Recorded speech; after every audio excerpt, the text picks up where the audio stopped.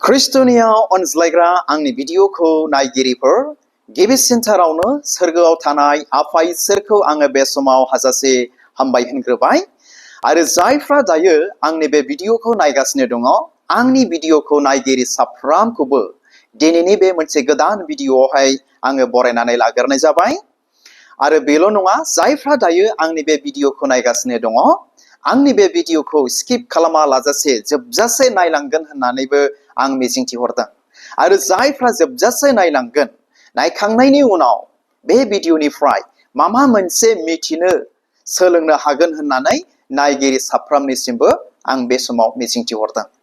आरो दिनै बेल' नंबावा आंनि बे भिडिअखौ नायैनि सिगां नोंथांमोना जायफ्रा दायो नायगासिनो दङ आं बेखौनो साननानै लाबाय बा नोंथांमोना मिथिखाबाय जे मानि सायाव दिनैनि बे भिडिअआ जागोन अब्ला बे समाव डियर भिउवार्स सानसेनि सिगां बा दाख्लिसो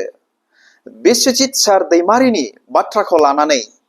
आंनि बे JNO इउट्युब चेनेलनि गेजेरजों मोनसे आं दिनै भिडिअ लानानै फैदोंमोन आरो बे भिडिअनि गेजेरजों आं दिनै मिथिनो मोनदों बेखौनो मा बाथ्राखौ मिथिनो मोनदों जे जोंनि गोबां बर'फोरनि गेजेरावहाय बे बाथ्राखौ दिनैसिम बुजिनो मोनाखै आरो मिथियाखै जे मा जे जोंनि भारत देशआव ख्रिस्टियाना सोरनिफ्राय फैजेना आरो बुहुमावहाय ख्रिस्टियाना बबे जाथि बबे फोलेरनिफ्राय जाजेना बेखौ दिनै मिथिनो मोनाखै होननानै आङो खुब रोखायै आं मिथिनो मोनदों गोबांथार कमेन्टफोरनि गेजेरजोंहाय आरो दिनै बेल' नंबावा जोंनि गोबांथार ख्रिस्टियानफोरनि गेजेरावबो दिनै बेखौ मिथिनो मोनाखै थ' बेनिखायनो बे भिडिअनि गेजेरजों जायफ्रा दायो नायगासिनो दङ नोंथांमोनजों रोखा खालामनो शेयार खालामनो थाखाय आं बे भिडिअखौ लानानै फैबावबाय थ' बेहाय रायलायैनि सिगां बे बाथ्राखौ आङो दिनै जारिमिननिफ्रायहाय जारिमिन नागिरनानै मोनसे आङो आंनि नोट्स बुकआवहाय आं दिनै लिरनानै लानाय जादों आरो बेनिफ्रायनो दिनै नोंथांमोनजों आङो दिनै बे भिडिअनि गेजेरजों जोंनि भारत देशआवहाय ख्रिस्टियाना माबोरै जाया आरो सोर लाबोआ आं बेखौ दिनै शेयार खालामगोन आरो स्पेसियेलि दिनैनि बे भिडिअआ जायफ्रा बिनि सोमोन्दै मिथिखागौ बिथांमोननि थाखाय नङा आरो जायफ्रा मिथिया बिथांमोननि थाखाय इनायनो स्पेसियेल आरो बेनि सिगां मोनसेबाव बे नोट्सफोरखौ नोंथांमोननो फरायनानै होनांगौनि थाखाय आं दिनै बेखौ बाहायनाय जाबाय मानो होननानै बुङोब्ला आं नोंथांमोननो बेखौ शेयार खालामफेराखै लेखा फरायनायावहाय लिरनायावहाय आंनो दिनै बेखौ गोबावसै बाहायनाया थ' बेखौ दिनै जेन' भुल जाया माबा मोनसे नायफ्लाङा बिनि थाखाय आं बेखौ बाहायनाय जाबाय भिडिअनि गेजेरजों अब्ला डियर भिउवार्स फै जोङो बेखौ मिथिनानै लानि जे भारताव ख्रिस्टियान रिलिजियनखौ सोर लाबोखो ब्रिटिश ना सोरबा आरो दिनै बेल' नङा बुहुमाव ख्रिस्टियान धोरोमा बबे जाथि बा देशनिफ्राय जाजेना बेखौ जोङो एसे गोथौयै मिथिनानै लानि आरोखि बा सोलोंस्लायनि आरो बियो आंनि बाथ्रा नङा जारिमिननि बाथ्रा बियो अनजाग्राफोर बेखौ जों एकदमबारे मिथिथारनो नांगोन थ' बेखौ मिथियैयावनो आंनि बे दाख्लि थांनाय भिडिअनि गेजेरजों गोबांथार गोरों मानसिफ्राबो गावखौ जाम्बा दिनै दिन्थिनो गोनां जादों गावसोरनि कमेन्टफोरनि दुवारै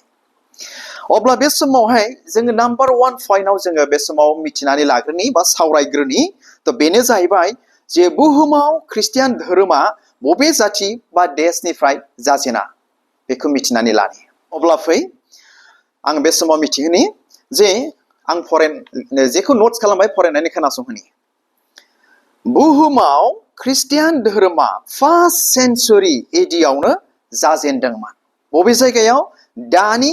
इजराइल हादरनि जुदिया हादरसायावहाय मिथिबायना जोंनि बे बुहुमावहाय ख्रिस्टियान धोरोमा इजराइल हादराव गिबिसिन दिनै बियो जाजेनदोंमोन 1st सेन्चुरि एडियावनो मा जुदिया बे हादरसायावनो ख्रिस्टियान धोरोमा दिनै जाजेनदोंमोन 1st सेन्चुरि 1 that means थ' अनसाग्रा आंनि भिडिअखौ नायगिरिफोर बे बाथ्रानि गेजेरजों बेखौ मिथिहोबावनो आं सानबावदों जेब्ला बे बुहुमाव जिसु ख्रिस्ट'आ जोनोम जायो बे जोनोम जानाय दिन बा समनिफ्रायसो जोंनि बुहुमाव 1, 2, 3 केलेन्डारफोर बेबायदि दिनै ओंखारदों आरो साननाया दिनै जाजेनदों। थ' बेनिखायनो फार्स्ट सेन्चुरियावनो मा ख्रिस्टियान धोरोमा इजराइल हादरनि जुदिया हादरसायाव दिनै जाजेनासै। बेखौ दिनै जोङो गोथौयै मिथिनानै लानि आरो बेखौ बावनो नाङा आरोखि। आरो दिनै बेल' नङा, बे जुदिया जायगायावनो जिसुआ देरदों लावदों आरो बेनि उनावहाय क्रुसावबो होजादों। ओमफ्राय क्रुसाव होबाय नालाय थैबाय, हाखराव फबजादों आरो सानथामनि उनाव जिसु ख्रिस्ट'आ गोथै हाखरनिफ्राय सिखांफिनदों। बे जारिमिनखौ गोथौ जोङो मिथिनानै लानो नांथारगोन। दा जों बेखौ मिथिनानै लानि जे जिसुआ मा जाथि, मा हारिनिफ्राय फैदों बे जिसुआलाय, जेखौ खृष्टानफ्रा खुलुमो, बेखौबो जों एसे मिथिनानै लाबावनि आरोखि। थ' बाइबेलनि जारिमिन मथेब्ला इजराइल हादरावहाय 12टा ट्राइब्स, 12 ट्राइब्स दंमोन। 12टा जाथि हारि ट्राइब्स बिदा फंबायफोर दिनै बिथांमोना दिनै दङमोन। मिथिबायना? बे 12 ट्राइब्सनिफ्रायनो, बे 12टा ट्राइब्स बा जाथि फोलेरनिफ्रायनो मोनसे जाथिनिफ्राय बे जिसु ख्रिस्ट'आ दिनै उजिदों बा फैदों। बेखौ जारिमिना दिनै जोंनो फोरमायो। दा बे ट्राइब बा बे जाथिया, बे फोलेरनि नामानो जाहैबाय जुदा। अब्ला मिथिनो मोनोदि जिसु ख्रिस्ट'आ जुदा फोलेरनि आरो इजराइल हादरनिसो। मिथिबायना? अब्ला दायो जों बे समाव जारिमिना जोंनो खोन्थाबाय आरो जोङो क्लियार जाबाय जे जिसु ख्रिस्ट'आ इजराइल हादरनि, ओमफ्राय मा फोलेरनि? जुदा फोलेरनि। बेखौ जोङो मिथिथारनांगोन। नङाब्ला एकदमबारे मा जागोन, जोङो रोंब्लाबो गावनि जाम्बाखौनो सिनायथि होनाय जागोन। नङाब्ला जोंनि गोबांथार खृष्टानफ्राबो दिनै बेफोरनि जारिमिननि सोमोन्दै मिथिया। थ' बेनिखायनो आंनि बे फिसा आरो उन्दै भिडिअनि गेजेरजों बेनि फारसे एसेब्लाबो मिथिनानै लागोन होननानै नायगिरि साफ्रोमनिसिम आं बे समाव मिजिंथिहरदों आरोखि। आरो बेल' नङा, जोङो एसे बायदि रोखोम सावरायबावगोन, एसे दसेनि उनाव जोङो थांबावनि। अब्ला जारिमिना जोंखौ मिथिहोयो जिसुआ ब्रिटेन बा ब्रिटिशआव जोनोम जायाखै आरो ख्रिस्टियान रिलिजना ब्रिटिशनि नङा। खोनाबायना? जारिमिना मा खोन्थाबावखो? अब्ला जोङो दहायनि एसे गिबियाव फरायबोनानै मिथिनो मोनबाय जे जिसु ख्रिस्ट'आ इजराइलनिसो, ओमफ्राय जुदा फोलेरनि। होमब्ला दायो जोङो बेखौ क्लियारिफिकेसन जों दिनै मोननो हाबाय, रोखा जाबाय जे जिसु ख्रिस्ट'आ ब्रिटिशआव जोनोम जायाखै बा ब्रिटेनाव जोनोम जायाखै, बा ख्रिस्टियान रिलिजन बा धोरोमा ब्रिटिशनि नङा। अब्ला दा जोंनि गोबां बर'फ्रानो मानो ब्रिटिशनि, ख्रिस्टियान धोरोमा ब्रिटिशनिल' होनबाय थायो? मा खारन, मा जाहोन? मिथियैनि थाखायनो बेफोरबायदि आरोखि दिनै रायलायगासिनो दं, बुंगासिनो दं आरोखि। अनजाग्रा आंनि भिडिअखौ नायगिरिफोर, एकदमबारे जों बेखौ मिथिथारनो नांगोन। आसा खालामो बे भिडिअनि गेजेरजों आरो बे बाथ्रा, बे जारिमिननि गेजेरजों नोंथांमोना क्लियार दिनै मिथिबाय जे जिसु ख्रिस्ट'आ ब्रिटिश नङा आरो ख्रिस्टियान रिलिजना, धोरोमा ब्रिटिशफोरनि दिनै नङा। आरोबाव मिथिनानै लाबावनि नाम्बार 2 पइन्ट, दिनै बेखौनो आं नोंथांमोनजों शेयार खालामनो सानबावदों। बेनो जाहैबाय जे भारतआव ख्रिस्टियान धोरोमा माब्रै जाफैखो? बिराद इम्पर्टेन्ट दै, गोसो होनानै नोंथांमोना नायलांबानो जाबाय। आंनि रिक्वेस्ट आरोखि, जेन' नोंथांमोनाबो मिथियो जे जोंनि बे भारत देशआव ख्रिस्टियान धोरोमा माब्रै जाफैखो? ना ब्रिटिशफ्रानो लाबोदों? ना ब्रिटिशफ्रानो फैनानै जोंनि भारताव फैनानै ख्रिस्टान खालामफैबाय नामा? बेखौ एसे मिथिनानै लाबावनि जोङो। आं दहाय एसे गिबियाव नोंथांमोनजों शेयार खालामबाय जे जिसु ख्रिस्ट'आ गोबांथार दिनै सोलोंसा, शिशु, सेलाफोर दिनै दङमोन। मानो? बे सासे इसोर बादि जानायखाय बा इसोरखाय बियो। ओमफ्राय दा बेवहायनो, बेनि गेजेरावनो जिसु ख्रिस्ट'आ 11-12 जन स्पेसियेल दिनै बिनि सोलोंसा सेलाफोर दिनै जिसु ख्रिस्ट'हा दंमोन। मिथिबायना? 12 जनाव सासे फासि नांनानै थैदों, 11 जन थादों। बे 11 जन जिसुनि सेलाफ्रा बा सोलोंसाफ्रा इनायनो स्पेसियेल थारमान आरोखि, बिराद गिदिर गिदिरमोन। दिनै जोङो बेखौ मिथिथारनांगोन। ओमफ्राय दा जेब्ला जिसुआ मोनथिबायना जेब्ला जिसु ख्रिस्टआ थैनानै हाखरनिफ्राय सिखांफिनो अब्ला माखासे सानफोरनि उनाव जिसुआ गावनि सोलोंसाफोरखौ गासै बुहुमावनो थांनानै गाहाम रादाबखौ फोसावनो थाखाय हुकुम होबाय बिथोन होबाय मिथिबायना मा होननानै बुंबाय आङो जारिमिना जोंनो खोन्थाबाय जे जेब्ला जिसु ख्रिस्टआ थैनानै हाखरनिफ्राय थांखांफिननायनि उनाव माखासे दिनफोरनि उनावहाय गावनि सेलाफोरजों रायलायनानै गेदेर डिसकासन खालामनानैहाय मा खालामबाय गावनि 11 जन शिशु बे सेलाफोरखौ गासै बुहुमावनो थांनानै गावनि सोमोन्दै गावनि बासायनो हानाय गाव जे सासे गोथां इसोर बोलोग्रा इसोर गावनि दुआरैसो सोरगोआव थांनो हायो बे बाथ्राखौ नों गासै बुहुमावनो थांनानै खोन्थाहै होननानै जिसु ख्रिस्टआ हुकुम होबाय दा बेबायदि हुकुम बादिनो जिसुनि सेलाफ्राबो गासै बुहुमाव थांनो हमासै अब्ला बे समाव नोंथांमोननो मोनसे प्रुफनि थाखाय बाइबेलनिफ्राय आङो फरायनानै खोनासंहोनि नोंथांमोना खोनासंबानो जाबाय बेखौ मोननो हागोन बाइबेलनिफ्राय माथाइ बिजाबनिफ्राय 28 बालाबनि 19 आरो 24 फरायनानै खोनासंहोनि बेनिखायनो नोंसोरो जेरावबो थां आरो फोलेर मानिनि मानसिफोरखौ आंनि सेलाफोर खालाम बिफा बिसा आरो गोथार जिउनि मुङै बाप्तिस्मा हो आरो आङो नोंसोरनो होनाय मोनफ्रोमबो हुकुमखौ फालिनो बिसोरनो फोरों नंगौयै संसार जोबनायसिम अरायबो आङो नोंसोरजों लोगोआव दं खोनाबायना जिसु ख्रिस्टआ बेबादि हुकुम होआसै गावनि 11 जन सोलोंसा बा शिष्यफोरखौहाय हुकुम होबाय गासै बुहुमावनो थांनो थाखाय दाना मा जाबावासै खोनासंबावदो दा बे हुकुमावनो जिसुनि बे हुकुमावनो जोंनि भारतावबो जोंनि भारत देशावबो जिसुनि सासे सेलाया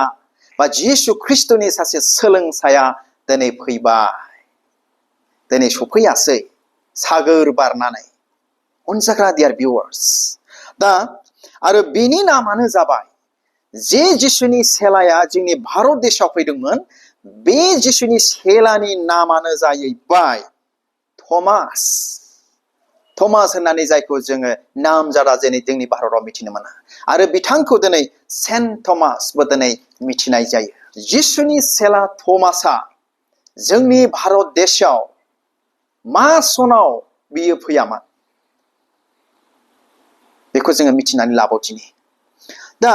बाइबेलनि जारिमिन मथेब्ला बा बाइबेलनि जारिमिना दिनै जोंखौ मिथिहोयो डियार भिउवार्स जायफ्रा फरायदों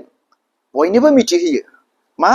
आपस्टल थमासआ बा सेन्ट थमासआ जोंनि भारत देशाव फैजेनदोंमोन एराउन्ड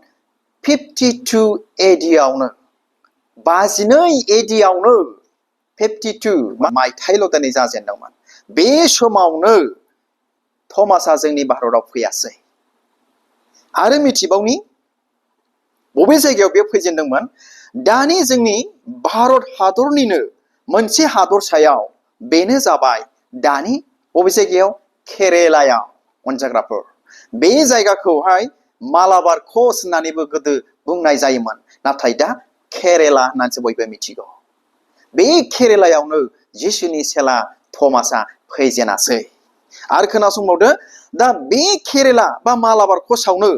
थमासआ जिसु ख्रिस्टनि गाहाम रादाबखौ फोसावजेनबाय माबायदि गाहाम रादाब बिलाय जे जिसुआल'नो पापनिफ्राय मानसिखौ उदांस्रि होनो हायो ओमफ्राय गावनि दुआरैसो सोरगोआव थांनो हायो बेफोरबायदि गोबांथार ओमफ्राय थैनानै सिखांफिनदों बेफोरबायदि अनेक गोथौ बिषय बाथ्राफोर दङ बेखौ नोंथांमोनजों आं बाव शेयार खालामनो हानाय नंला गोलाव जागोन भिडिअआ बेबायदिखौ दिनै मा खोथा बायजेनासै फोसावजेन फैयासै थमासआ ओमफ्राय दा बे थमासनि बाथ्राखौ गोबांथार मानसिफ्रा जोंनि भारत देशनि मानसिफ्रा नंगौना नङा बिसार खालामनानै जाज खालामनानै प्रुफ खालामनानै फोथायासै नंगौखौ सैथोखौ मोननायखाय बिसोरो फोथायबाय फोथायबाय नालाय गोबां मानसिफ्रा दिनै फोथायबाय नालाय मा जाबाय जिसु ख्रिस्ट'आ आदेश होनाय बायदि जायफ्रा फोथायबाय बिथांमोनखौ बाप्तिस्मा होयै होनानै जिसु ख्रिस्ट'नि सेला खालामबाय अर्थात ख्रिस्टियान दिनै जाजेनासै बे जायगायावनो 52 AD आवनो बेखौ दिनै जोङो मिथिथारनो नांगोन। अब्ला दायो जों मिथिनो मोनबाय जे ख्रिस्टियान धोरोमा जोंनि भारताव 52 AD आवनो दंखासै। मिथिबायना बेसेबां 52 52 AD आवनो दंखासै आरो मा देशाव ना बा मा जातिनिफ्राय फैदों बेखौ दिनै जोङो बे समाव मिथिनो मोनखाबाय बेसेबां सनाव दंफैयो बेखौ जों दिनै रोखा जाखाबाय। अब्ला आरो मिथिबावनि दायो आरोबाव गोथौ बिषयाव थांबावदिनो दै नोंथांमोना भिडिअखौ खोनासंलांबाय थाबानो जाबाय बा नायलांबाय थाबानो जाबाय आङो जोबनायाव मा क्लेरिफिकेसन आं हैनो थांगासिनो दङ। दाना मिथिनानै लाबावदिनिलाय ख्रिस्टियान धोरोमखौथ' ब्रिटिशफोरसो लाबोदों होननानै बुङो नालाय ब्रिटिशफोरनिसो होनो बुङो नालाय जोंनि बर'फ्रा बा जोंनि माखासे बर' ख्रिस्टियानफ्राबो मिथिथारा नालाय आं मिथिया नोंथांमोननो शेयार खालामबावनि ब्रिटिशफ्रा भारताव मा सनाव फैजेनदोंमोन बा माब्ला फैजेनदोंमोन बबे सन इयार मायथाइयाव ब्रिटिशफ्रा जोंनि भारताव फैजेनदोंमोन जों मिथिनानै लाबावनि ओमफ्राय बेनि उनाव जोङो क्लेरिफिकेसन खालामहैबावनि। मिथिबायना जोङो गुगोलफ्राव नायबानो मोनगोन दे आंनि राव नङा नोंथांमोनाबो गुगोलफ्राव नेटफ्राव सार्च खालाम दायो नेटनि जुग नेटजोंसो दिनै जोङो थांनानै थायो होनजायो बेनि जुग नोंथांमोना बेयावबो मोननो हागोन ना। अब्ला आङो नोंथांमोननो खोनासंहोनि भारताव ब्रिटिशफ्रा फैजेनदोंमोन 1608 मायथाइयाव मिथिबायना इस्ट इन्डिया कम्पानिनि दुवारै 1608 1608 मायथाइयावसो दिनै ब्रिटिशफ्रा भारताव फैजेनदोंमोन। मोजाङै बेखौ मिथिनानै ला आरो बेखौ गोसोआव लाखा 52 AD आवनो भारताव ख्रिस्टाना दंखासै आं बुंखाबाय। ओमफ्राय ब्रिटिशफ्रा भारताव फार्स्ट फैजेनदोंमोन बेसेबां मायथाइ 1608 मायथाइयावसो इस्ट इन्डिया कम्पानिनि दुवारै ब्रिटिशफ्रा भारताव हाबफैजेनबाय होमब्ला एसे सानहरखादो हो। दाना मा जाबाय आरो बे इस्ट इन्डिया कम्पानिखौ भारतनि ब्रिटिशफ्रा मिथिबायना बे इस्ट इन्डिया कम्पानिखौ भारतनि सुरात होननाय जायगायाव जागायजेनासै। दा जों बेखौ मिथिनानै लाबावनि बे बाथ्राखौ आं बे समाव बुंना दोनखानोसै भिडिअआ गोलाव जायो एसे गुसुं खालामनो थांगासिनो दङ। अब्ला जों बे समाव मिथिनो मोनबाय ना जोंनि भारत देशआव ख्रिस्टियान धोरोमखौ सोर लाबोखो ब्रिटिशफ्रानो लाबोखो ना सोरबा इजराइल देशनिफ्राय सोरबा लाबोखो मिथिनानै लाबावदिनिलाय दानिया। नोंगौ ब्रिटिशफ्रा फैनानै जोंनि भारत देशआव मा खालामफैदों राज खालामफैदों सासन खालामफैदों सेनानै लाफैदों गोगोम नासयफैदों जोंनि बिरफोरखौ जोंनि बर' हारिनि बिर जाथिफोरखौ दिनै नासयफैदों। जोंबो दुखु मोनो जोंबो बर' ख्रिस्टानफ्रा दिनैबो जोंबो दुखु मोनो जोंनि जाथि जोंनि हारिखौ गादबनायनि थाखाय नासयनायनि थाखाय जोंनि देशखौ सेवहांगार खालामनायनि थाखायबो जोंबो दुखु मोना अनजाग्राफोर बेखौ जों बयबो मिथिथारनो नांगोन। आरो माखासे मानसिफ्रा बुंदों बेखौनो बे ब्रिटिशफोरनि धोरोमखौनो जोंनि बर'फ्रा लाबाय बिदि नासयजानायखौनो बिदि नासयजादोंमोन बिदि खालामजादोंमोन गादबजादोंमोन बोरै लाखो ना बेफोरबायदिबो अनेक दिनै रायलायो आरोखि बेखौबो एसे मिथिनानै लानि। अब्ला जों क्लियार जाबाय नङा होमबा मा सोर लाबोखो भारताव ख्रिस्टान धोरोमखौ ना। आरो मिथिनानै लाबावनि जिसुनि सेला थमासआ जिसुनि बाथ्राखौ फोसावजेनदोंमोन बेसेबां मायथाइयाव 52 AD आवनो मायथाइयावनो आरो ब्रिटिशफ्रा भारताव फैजेनदोंमोन 1608 मायथाइयाव अनजाग्राफोर। अब्ला दाना जोङो केलकुलेसन खालामनायनि नोंथांमोनाबो केलकुलेसन खालाम आं बुंनोसैल' आं खालामला आङो भिडिअ नङाबा गोलाव जागोन बेखौ केलकुलेसन खालामनि। दा 1608 मायथाइजों ओमफ्राय 52 मायथाइ AD जोंहाय जोङो माइनास खालामज्लायनि बेसेबां गेप बोसोर हाजार बोसोर श' बोसोर दिनै बेयाव मोननो हागोन नोंथांमोना आं बाव मोनसे नै बेबायदि लिरदों मा खालामनाय दोनखादों आरोखि ना नोंथांमोनाबो केलकुलेसन खालामबानो मोनगोन ब्रिटिशफ्रा फैदोंमोन भारताव 1608 मायथाइयाव ओमफ्राय थमासआ जिसुनि सेला थमासआ सेन्ट थमासआ भारताव फैजेनदोंमोन 52 AD आवनो आरो बे 52 AD आवनो बिथाङा ख्रिस्टियान धोरोमखौ केरेलायाव फोसावजेनदों आरो ख्रिस्टियान बानायजेनखाबाय आरो ब्रिटिशफोर फैयैनि सिगांनो जोंनि भारतावहाय गोबांथार दिनै जिसु ख्रिस्टखौ नाजावखाबाय but that means ख्रिस्टियान जाखाबाय आरोखि एभेलेबेल दिनै दंखासै जारिमिना दिनै जोंनो बेखौ फोरमायो आरो मिथिहोयो नोंथांमोनाबो सार्च खालामनानै नायबा नेटफ्राव गुगोलफ्राव बा बेफोरनि जारिमिनखौ नागिरोब्ला नोंथांमोनाबो दिनै मोननो हागोन बियो आंनि राव नङा आरोखि दाना मिथिनानै लाबावदिनि दाना केलकुलेसन खालामनानै माइनास खालामनाय बेसेबां मोनखो 1556 बोसोरनि सिगांनो दानिया ओंखारबाय केलकुलेसना 1556 बोसोर भारताव दिनै ख्रिस्टियान धोरोमा जाखाबाय होमब्ला बेसेबां बोसोर जुग जुग बेसेबां फुराना जाखो होमब्ला बेसेबां 1556 years बोसोर भारत देशआव जाखाबाय दाना ख्रिस्टियान धोरोमा बेसेबां फुराना जाखो ओमफ्राय दाना ब्रिटिशफ्रा दाना ससेयावसो फैदों जोंनि भारत देशआवहाय जोंनो जारिमिना फोरमायो ब्रिटिशफ्रा मा ससेयावसो फैदों मा मायथाइयाव 1608 मायथाइयाव 1608 मायथाइयावसो ब्रिटिशफ्रा जोंनि भारताव ईस्ट इन्डिया कम्पानिनि दुवारै हाबफैजेनबाय आरो सासन खालामफैजेनबाय बेखौ जों एसे मिथिथारनो नांगोन अब्ला बे समाव मिथिबायना ना बेसेबां बोसोरनि सिगांनो ख्रिस्टाना भारताव दंखासै अनजाग्राफोर आरो आं फरायनानै खोनासंहोबावनि अब्ला मिथिनो मोनोदि जिसु ख्रिस्टनि सेला थमासआ फैखांनायनि उनावसो बा 1556 बोसोरनि उनावसो ब्रिटिशफ्रा भारताव फैजेनदों बेसेबां बोसोरनि उनाव जिसु ख्रिस्टनि सेला फैखांनायनि उनाव 1556 बोसोरनि उनावसो जुग जुग जुग बोसोरनि उनावसो ब्रिटिशफ्रा भारतावहाय फैजेनासै ओमफ्राय नाथाय ख्रिस्टियान धोरोमा ब्रिटिशफोर फैयैनि सिगांनो जुग जुग भारताव दंखासैमोन एकदमबारे नोंथांमोनाबो जारिमिनखौ नाय दंखासैमोन आरोखि दाना मिथिनानै लाबावनि अब्ला ब्रिटिशफ्रा ख्रिस्टियान धोरोमखौ मा भारतावनो लाबोमारदोंमोन ना सोर लाबोखो होमब्ला ख्रिस्टियान धोरोमा ब्रिटिशफोरनि मारने अनजाग्रा देयार भिउवार्स नोंथांमोनजों आं बे खोथाफोरखौ शेयार खालामदों आरोखि मिथिज्लायनांगौनि थाखाय नङाब्ला मिथिथारनाय नङा अब्ला बे समाव जोङो मिथिनो मोनबाय जे ब्रिटिशफ्रा जोंनि भारत देशआव ख्रिस्टियान धोरोमखौ लाबोआखै अनजाग्राफोर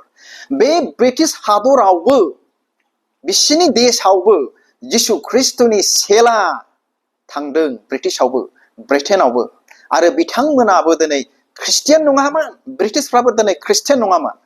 जेब्ला जिसु ख्रिस्टनि सेलाया बिथांमोननि हादरावबो थांबाय आरो बिथांमोनाबो जिसु ख्रिस्टनि बे बाथ्राफोरखौ गाहाम रादाबखौ फोथायनानै सैथो ना असैथो बेखौ बिजिरनानै मोननानै बिथांमोनाबो फोथायनानै मा जाबाय जिसु ख्रिस्टखौ फोथायबाय नाजावबाय आरो दिनै ख्रिस्टियान जाबाय ब्रिटिशफ्राबो नाथाय ख्रिस्टियान नङामोन ब्रिटिशफ्रा बिथांमोनाबो दिनै ख्रिस्टियान जाबाय आरो थाङै थाङै दा बिथांमोना मा जाबाय बे ख्रिस्टियानानो दिनै जाबाय बिथांमोनाबो बिथांमोननि गेजेराव दिनैबो ख्रिस्टियान नङै एभेलेबेल दं नाथाय जोंनि मानसिया जेबो मिथिया एसेबो सोरबा सोरबा इसिबां इडुकेटेड जाबाय होमब्लाबो सोरबा सोरबा बुजिनोनो हाया बिथांमोननि गेजेराव थां दाबो आं थाङाखै नाथाय न'आव थानानैनो जों दिनै मिथिनो मोना बे नेटनि जुगाव नंगौना नङा अब्ला बे समाव आसा खालामो नोंथांमोना ओरैबायदि क्लियार जाबाय बे भिडिअनि गेजेरजों जे जोंनि भारत देशआव ख्रिस्टियानखौ सोर लाबोआ सोर बबेनिफ्राय फैया आरो बेसे गोबावसै नोंथांमोना आसा खालामो बेखौ खुब रोखायै दिनै मिथिथारबाय होननानैहाय आरो भिडिअआ जोबनाय फारसे फैबाय इनायनो गोलाव जाबाय मिथिबावनि दसे बाव आरो मिथिबावनि ख्रिस्टियान धोरोमा दायो भारत बर्षआव जोंनि भारत देशआव बेसेबां फुराना जाखो बेखौ केलकुलेसन खालामहरदो दानिया देग्लाय बेसेबां जोंहा 2026 माइनास 52 AD जों जेब्ला जोङो माइनास खालामो होमब्ला जोङो बेखौ मोननो हादों 1974 years दिनै जोंनि बे भारत देशआव ख्रिस्टियान धोरोमा दिनै बेबायदि जुग जुग जुग जुग दिनै फुराना दिनै जाबाय अनजाग्राफोर बेसेबां 1974 खौ बेसेबां होनो बेखौ बुंनो रोङा आङो 74 1974 years दिनै ख्रिस्टियान धोरोमा जोंनि भारत देशआव दिनै जाबाय बेसेबांबा जुग जुग दिनै फुराना जाबाय अनसाग्रा आंनि भिडिअखौ नायगिरिफोर ना बेखौ दिनै एकदमबारे मिथिथारनो जोङो नांथारगोन आरो दिनै बे भिडिअनि गेजेरजों आं दिनै बेखौबो दिनै बुंनो सानो जोंनि भारत देशआव ख्रिस्टियाना गोदान नंला इनायनो दिनै फुराना जाबाय गोदो गोदायनि परम्परानि बेबायदि दिनै फुराना दिनै जाबाय बेखौबो दिनै जोङो मिथिथारनो नांगोन नोंथांमोना मिथिगौना जेब्ला मोनसे गुसुं एग्जाम्पल जेब्ला हमनानै ला जोंनि बर' समाजाव जेब्ला गंसे न'खराव बबेबा न'खरनिफ्राय बा बबेबा देश बबेबा जायगानिफ्राय जेब्ला नोंनि न'खराव सासे हाबा जानो थाखाय जेब्ला सासे सिख्ला फैयो नंगौना नङा हिनजाव गोदान फैयो बे समावल' बियो गोदान जागोन थायै थायै थानानै मा जागोन बे हिनजाव गोदान नालाय नोंथांमोना मिथिगौना गथ' गथाय जागोन बोरायगोन बुरैगोन मा जाहैगोन बेलाय हिनजाव गोदानैनो थाबाय थागोन नामा बियो हिनजाव गोदानै थाबाय थाला बियो मा जानोसै फुराना जालांगोन ना जालाङा जोंनि गामि होनग्रा जालायलांसै दाना बेबायदि दिनै ख्रिस्टियान धोरोमाबो दिनै बेबायदि फुराना दिनै जाबाय गोदान नंला बियो एग्जाम्पल दिनै नोंथांमोनजों आं दिनै होबाय आरो दिनै बेखौनो बुंबावो मानसिफ्रा ओरैबायदि बुंबावो जे माने ओरैबायदि बुंबाय थायो दिनैसिम बे बाथ्राखौ आं खोनागासिनो दं बा नुगासिनो दङ माने ब्रिटिशफोरनि होननानै फरेनार होननानै नंगौ मानसिया दिनै फरेनार दिनै जानो हागौ मिथिबायना धोरोमा इसोरा माब्लाबाबो बेदिसि आरो फरेनार जाया गोथौयै नोंथांमोना सिन्था खालाम होमबा मोननो हागोन आरो बेखौबो सिन्था खालामनो रोङाब्ला जाला बियो इसोरा बबेबा मोनसे देशनि थाखायल' जाया दे इसोरा सोरबा माबा मोनसे जाथि हारिनि थाखायल' जाया इसोर होननानै बुङोब्ला बुहुमाव थानाय मोनफ्रोमबो देशनि मोनफ्रोमबो जाथिनि इसोर जायो आरोखि दिनै बेखौ एसे गोथौयै मिथिथारनो नांगोन आरोखि बेनिखायनो इसोर बा धोरोमा आं बेखौ बुंबावगोन फरेनार जाया मानसियासो दिनै जायो बेखौ दिनै जों एसे गोथौ बुजिनानै लानाया गाहाम आरोखि दानि बे गोरों गोरा जुगावहाय नङाब्ला गावनि जाम्बाखौनो परिचय होबाय थानाय जायो आरोखि ख्रिस्टान धोरोमखौ ब्रिटिशफोरनि नङा आरो बिथांमोना बेखौ लाफोआखै बिथांमोना जानांगौ नासयफैनायखाय गावसिनि सासन खालामफैनायखाय गावसिनि सोरबा सोरबा बै समावहाय ना गावसोर जेखौनो गोसो बेखौनो बै समाव मावनानै थांदों दिनै बेनो गाज्रि रेकर्ड दिनै जानानै थादों अनजाग्राफोर बेबायदि दिनै जादों बेखौ नोंथांमोनजों आं क्लियार खालामबाय नाथाय मोनसे बाथ्राखौ ब्रिटिशफ्रा जोंनि बर'नि थाखाय गाहाम हाबा मावनानै गालांदों जोंनि बर' जाथिनि थाखाय ना बेबायदि मोनसे ग्रामार रेभारेन्ड सेडनि एन्डेला बर' रावखान्थि बर' ग्रामार दिनै लिरनानै दिनै गालांदों आरो जोंनि जाथिखौ ट्राइबेल बर' जाथिखौ ट्राइबेल होननानै बिथांमोना सिनायथिबो होनानै गालांदों आरो बेबायदि ग्रामार बर'नि रावखान्थिखौबो बिथांमोना दिनै लिरनानै अलरेडि गालांखादों थ' बेनिफ्रायसो दिनै रावखान्थिफ्रा दिनै जोनोम जादों उजिदों मा खालामनांगौ खालामनाङा दिनै गोरों गोरासिन उजिनानै साबसिन हामसिन दिनै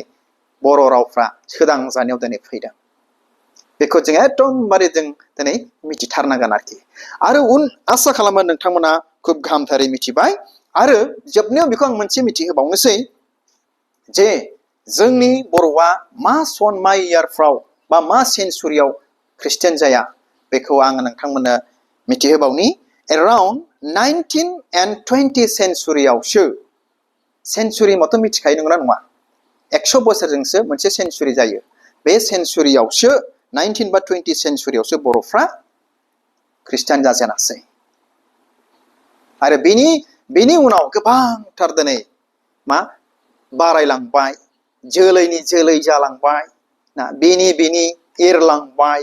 बिराद बेबायदि दिनै बेबायदिसो दिनै जादों आरोखि